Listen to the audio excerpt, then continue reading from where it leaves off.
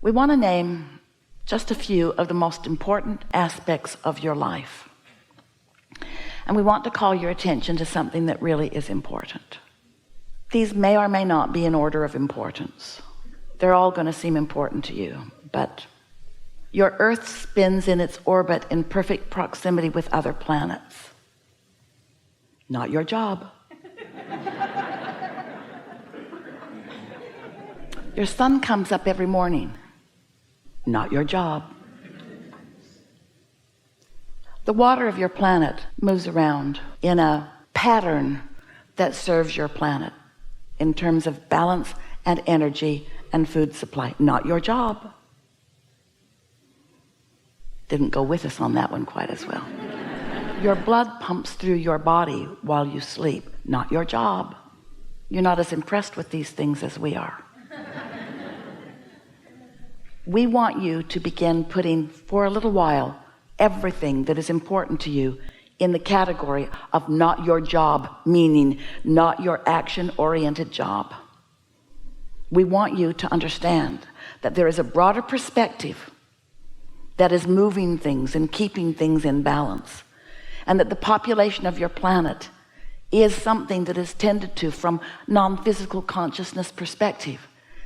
That so much about what you are living here was set into motion even before you got here, and that there is a vibrational reality that you will call future experience that is underway, that you are contributing to on a daily basis by the sifting and sorting of the contrasts that you live.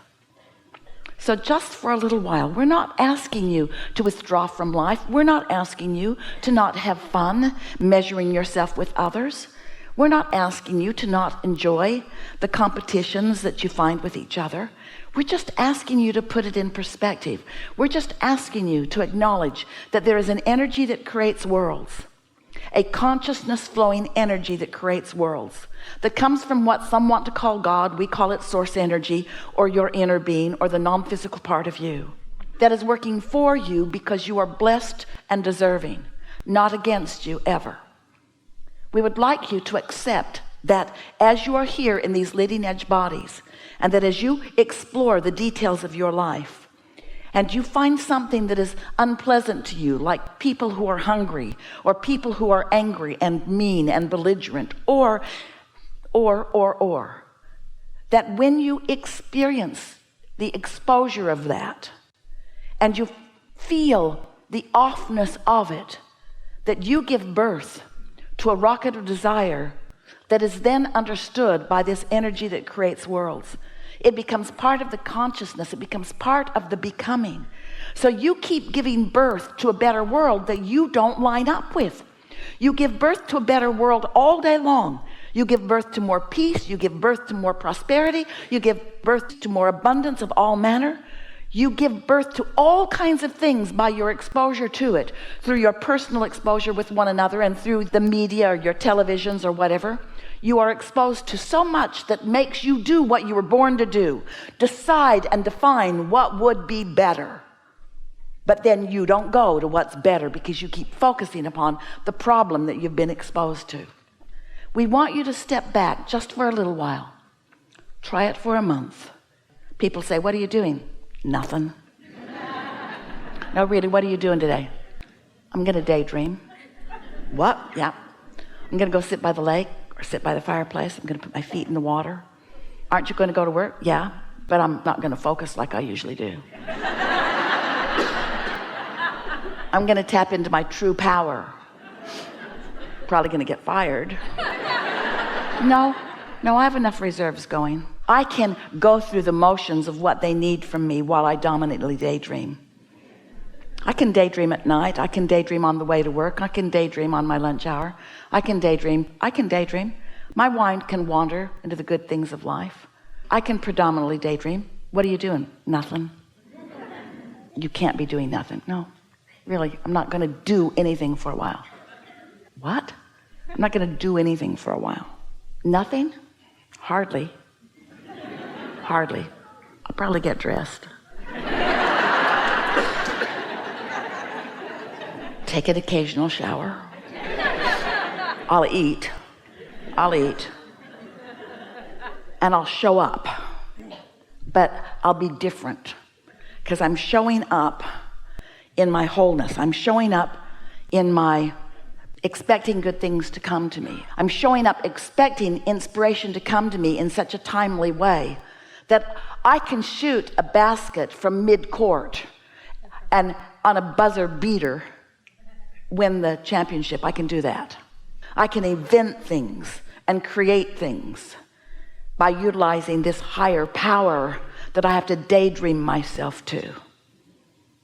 I'm no longer going to hold myself in practical defiance of my true power. So we're just saying that when you get the hang of this, the power of a non-resisted thought is a comparison of like an atomic bomb to a firecracker. The relationship of the energy and the movement of the energy within it, the power of a non-resisted thought. Try it. Try it just a little. Not even all the time, just a little more. Daydream a little bit and see what happens. Let your mind wander, or think about when your mind did wander and what it produced. Esther was waiting for her plane at the airport on her way to here. And she was in the Delta Lounge and just got a really strong impulse to go to her gate. And she looked and she thought, it's an hour early. I should stay here because less people, more food, comfortable chair. I should stay here. But the impulse to go was really strong. A good feeling impulse, like something better awaits you somewhere else. That feeling? Her practical mind couldn't figure it out because nobody wants to be at the gate instead of the first class lounge. But Esther did, was strong. So she went down to the gate, found a seat, saw that her flight was on the board. It was the next flight coming. There was an airplane still there and another one still coming. So she was there really early. And then she thought, I should have a drink of water. My breath might be bad. And she thought, I should eat a breath mint. My breath might be bad. And then she thought, I should stand up. And then she thought, I should go over there. So she's just following these unimportant seeming impulses. And a woman turned around and said, Esther, oh my God, I knew I would meet you someday. I didn't know where or when. Esther said, me neither. All I know is that for the last hour, you've been calling me right here. You've been calling me right here and see, my breath's good.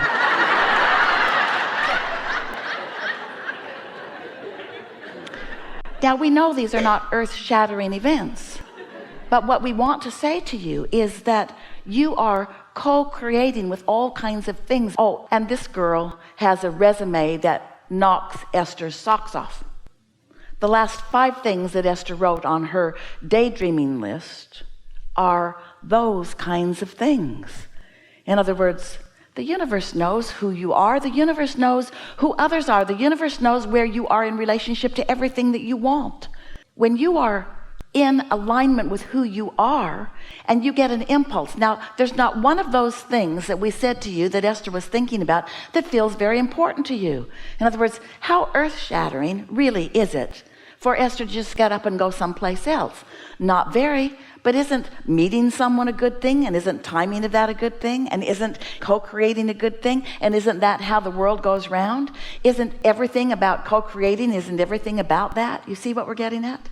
We've been working with Esther a long time. We're trying to convince her every day to do what feels best to her, not to do the most practical thing or the thing that in other words, what's more practical, to stay here or go there? What difference does it make? Follow your impulse. Accept that there is someone upstream from you with a broader point of view that knows everything that you intend, that knows everything that's in your vortex, and knows, here it is, what the path of least resistance is to get you to where you want to be. But it's not path of least resistance just to get you from some place to another place. It's path of least resistance to give you the most fun along the way. You see what we're getting at? Now, you would like this story a whole lot better if this was the story we told you. Esther woke up one morning, couldn't wait to get down to the liquor store.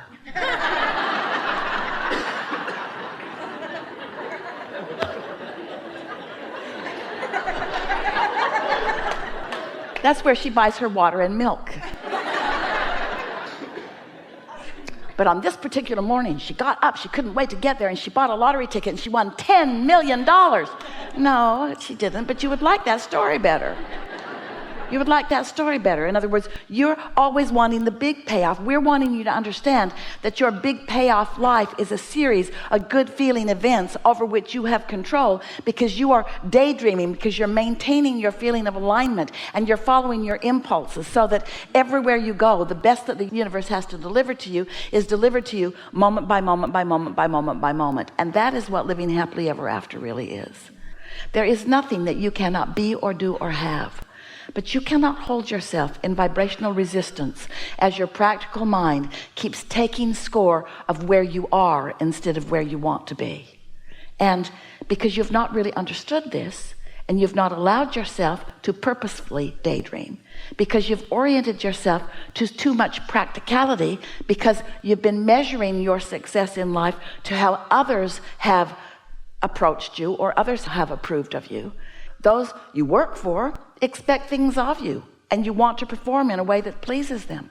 And those who you were born to expect things of you. You've given over your power to almost everyone else, seeking approval from their factoring you into them. And that's all right, because if you don't do what Esther wants you to do, she'll find someone who will. Are you afraid? No. Of course you want to do the things that you are supposed to be doing. We're just asking you to daydream too. Are you following?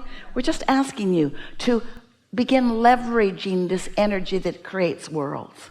Now, right now, you're sort of limp about it. We just delivered to you a soliloquy that could take you happily ever after into outrageous success on any endeavor that you're about, and you are limp about it because it doesn't seem big enough.